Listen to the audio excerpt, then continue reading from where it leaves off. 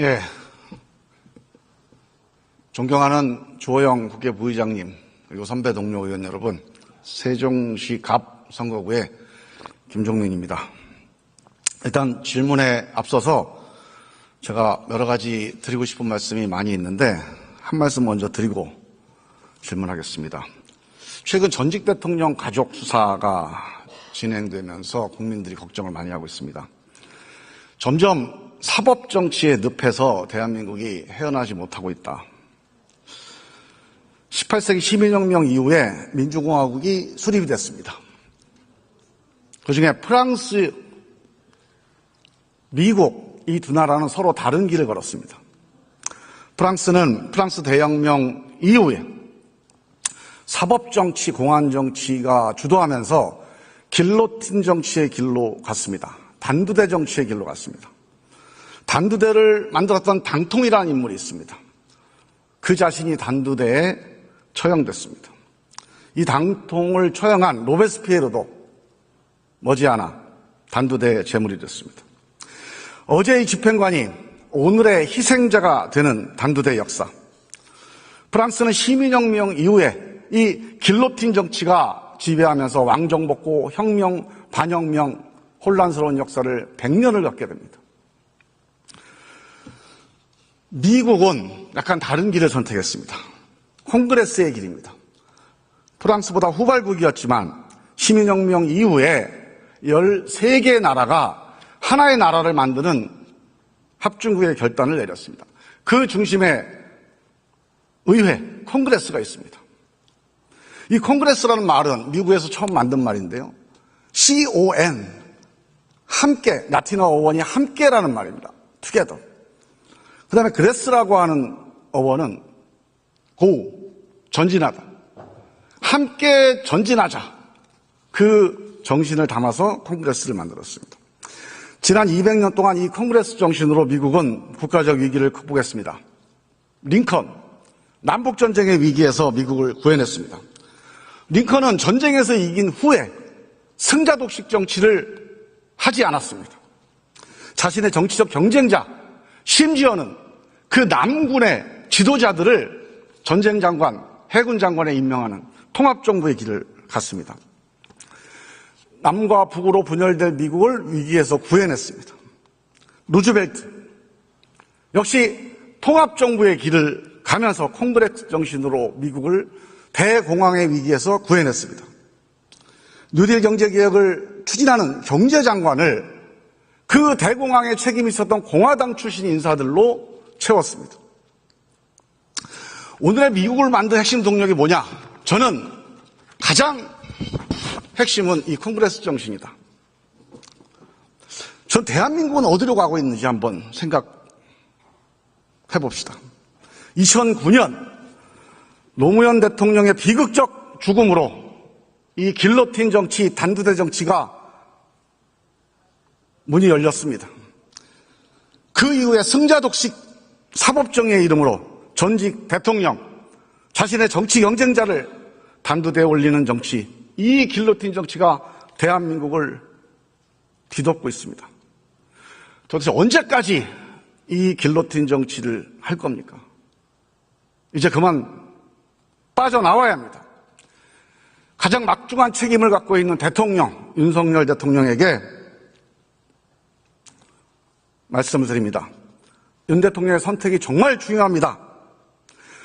로베스피에르의 길을 갈 거냐, 링컨과 루즈벨트의 길을 갈 거냐, 윤 대통령이 선택할 수 있습니다. 시간이 없습니다. 함께 전진하자. 이 콩그레스의 길로 가자. 국민통합정부로 가자. 이 결단을 다시 한번 촉구드리면서 질문을 이어가도록 하겠습니다. 총리 나와 주십시오.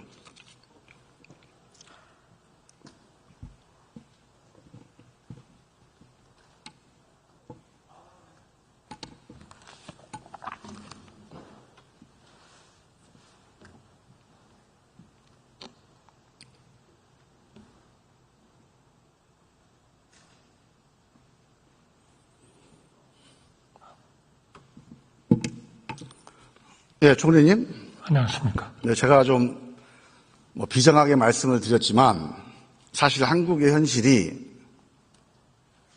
이 비유에 맞다고 저는 생각을 합니다. 대통령의 이 국민 통합 정치에 대한 국정 운영에 대한 결단이 좀 필요하다고 보는데 어떻게 생각하십니까? 네, 대통령께서 항상 이런 여야를 어울러서 같이 입법도 하고 그 중요한 정책도 같이 해야 된다 하는 생각은 굉장히 강하십니다. 이 결단을 해나가는데 사실은 총리께서 역할을 하셔야 됩니다. 사실은 이러한 중대한 결단을 보좌하라고 국무총리라고 하는 국회 동의 인사를 헌법에 만든 겁니다. 그냥 대통령이 단순히 임명하는 장관들이 하기 어려워요. 국회 동의라고 하는 국민적 신임을 등에 업고 대통령에게 중대한 국정운영의 결단을 촉구하는, 보좌하는 그런 자리가 총리입니다. 이 역할을 좀 숙고하셔서 이 역할을 좀 해주시기 바랍니다. 자, 지금 국정기조를 좀 전환을 해야 되는데 우리 PPT 한번 보시죠. 우리 지지율 관련된 거, 우리 총리님과 하도 많이 보셔갖고 지금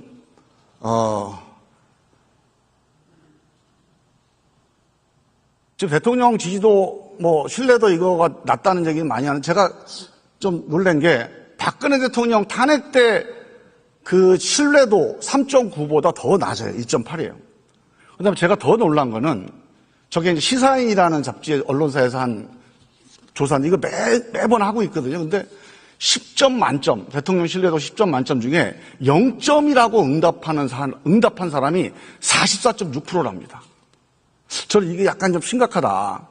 그러니까 전체적으로 지지도가 낮은 것보다도 정말로 강력하게 이렇게 반대하고 강력하게 불신하는 사람들의 숫자가 너무 늘어나고 있다.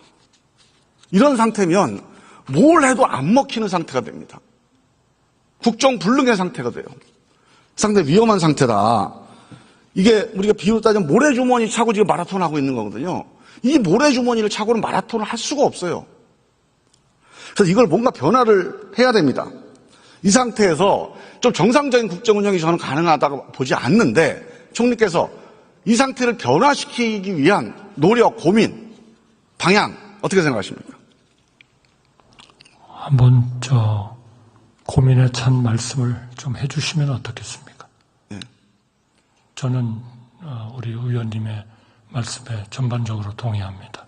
자, 그러면 제가 제안을 드릴 테니까 이 제안을 가지고 대통령하고 상의를 해주시고 국정기조 일대 전환에 대한 고민을 좀 해주시기 바라는데요. 이게 원인부터 봐야 돼요. 이 원인이 뭐냐? 저는 기본적으로 승자독식 국정운영, 이게 가장 큰 원인이라고 봐요. 48%의 지지를 받았어요. 근데 100%의 권한을 행사합니다. 왜 헌법이 그렇게 해놨죠? 48%만큼 권한을 행사하지 않고 왜 100% 권한을 대통령에게 줬을까요? 대통령이 되는 순간부터, 임기가 시작되는 순간부터 지지율 48% 잊어버리고 100% 국민들을 위해서 정치해라. 모두를 위한 국정운영을 해라. 이게 헌법 정신입니다. 근데 이렇게 안 하고 있어요, 지금. 대표적으로 인사 문제 보세요. 자, 인사를 가지고 잘하니 못하니 맨날 얘기를 하는데 누가 봐도 승자 독식 인사입니다. 내가 주인이니까 내 마음대로 할게요. 우리 김문수 장관, 이진숙 위원장, 김영석 관장, 이분들이 개인적으로 볼 때는 다 나름대로 의미가 있고 나름대로 훌륭한 점이 있겠죠. 적어도 대한민국 국민과 정치, 야당에서 강력하게 반대하고 또 이분들이 나와서 하는 걸 보면 그 야당하고 싸우자고 지금 하는 것처럼 다 들려요. 이런 분들이 포진해 있으면 국정운영 제대로 안 된다. 이런 대결적, 편향적, 전투적 인사. 이 김문수 노동부 장관 제청하실 때 총리께서 제청을 하셨습니까? 네, 적절한 시기에 그렇게 했습니다. 이 정광훈 목사가 추천했다는 얘기가 돌고 있던데 그거 사실 아니에요? 글쎄요, 그러한 것은. 이 두 분이 같은 당을 했으니까 아닙니다. 추천할 수도 있죠. 네, 그렇진 않습니다. 저는 수사감사에서도 승자 독식이에요. 야당하고 상대편은 아주 가혹하게, 우리 편은 그냥 넘어가고. 인사나 수사감사에서 이렇게 승자 독식으로 가면 국민통합 못합니다. 국민통합 정부로 가야 됩니다.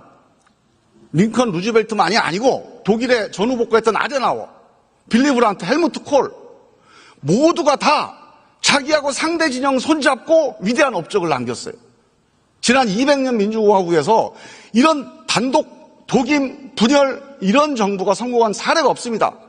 대한민국 위기 극복, IMF 어떻게 극복했습니까? DJP 연합 정적이 손잡아서 만든 겁니다. 자, 4가지 제안을 드릴게요. 일단 우리 PPT 한번 올려보시죠. 먼저 첫 단추는 국무총리를 국민통합형으로 임명해야 됩니다. 지금 우리 총리께서 사의를 표명하셨죠. 예. 그런데 이게 왜 수리가 안 되는 이유가 있습니까? 상황이 어때요, 지금? 글쎄요, 대통령께서 당분간 좀 국정을 좀 잘 챙겨달라는 말씀이에요. 이제 다음 총리가 중요하겠죠. 예. 다음 총리에 대해서 이걸 꼭 대통령한테 한번 제안을 좀 하십시오. 국민통합형 국무총리가 와야 됩니다. 이 문제를 해결하는 첫 단추입니다. 이거 안 되면 모든 문제 해결 안 돼요. 자, 국민통합형 국무총리가 뭐냐? 간단해요. 우리가 지난번에 해본 겁니다. 노무현 대통령도 해본 거고 다 시도해본 거예요. 국회에서 추천하는 총리를 한번 검토해 보십시오. 국회 추천 국무총리를 이번에 한번 임명을 하자. 이렇게 제안 한번 해보시기를 제안합니다.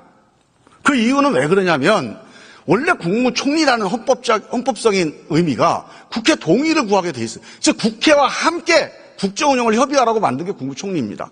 그러니 사후 동의하지 말고 이왕 동의 받는 거 사전에 한번 누구를 하면 좋을까 한번 물어보십시오 한번. 그 야당 대표, 뭐 이재명 대표, 조국 대표한테 물어보세요 한번. 그리고 그분들이 추천하는 일방적인 걸로 할 필요는 없죠. 그러면 여당의 대표들하고 또 같이 해서 한번 합의되는 안이 있는지, 그래서 그런 국회 추천 국무총리가 되면 저는 첫 단추는 해결될 거다. 두 번째로, 이게 시간이 없는데, 수사감사에서 이 편파나 권력 남용을 해결해서 국민 참여 심의위원회를 만들어야 됩니다. 지금 있는 수사기소심의위원회는 이게 정당성이 없어서 안 되고요. 우리 국민참여재판처럼 국민이 참여해서 배심제로 참여하는 수사기소심의위원회를 만들자. 그다음에 세 번째는 이 초당적 외교안보 체제가 필요합니다. 이 초당적 외교안보 체제를 위해서 저는 지금 국가안전보장회의라는 게 있어요. 여기에 지금 전체 회의에 대통령 한 분만 있습니다. 이 헌법상의 기구인데 여기에 여야 대표를 이 국가안전보장회의 전체 회의 위원으로 좀 집어넣어요. 그리고 전직 국회의장 총리 중에서도 여야를 망라해서 초당적인 외교안보 체제로 한번 운영해보면 어떠냐. 이거 시행령만 고치면 되는 일입니다. 마지막으로 지금 국가 미래 전략을 위해서 미래 전략부를 신설한다고 해요. 근데 저는 이 독임제 집행부서 갖고는 안 된다고 봅니다. 국가 미래 전략 위원회를 구성을 해서 여야 그리고 민간에 있는 다양한 미래 전략의 지혜를 모으는 그런 미래 전략 위원회로 우리 대전환을 대비하는 그런 국가 기구를 만드는 게 필요하다. 요 4가지에 대해서 우리 총리께서 간단하게 의견을 좀 얘기해 주시죠. 저는 전반적으로 좋은 말씀을 해주셨다고 생각합니다. 이 모든 것을 가지고 저 대통령께도 보고 드리겠습니다. 자, 대통령께 말씀하셔서 좀 진도가 나가게 이렇게 해주시고요. 이번에 국회 추천 국무총리라고 하는 새로운 변화의 시작을 한번 제안을 해주시기 바랍니다.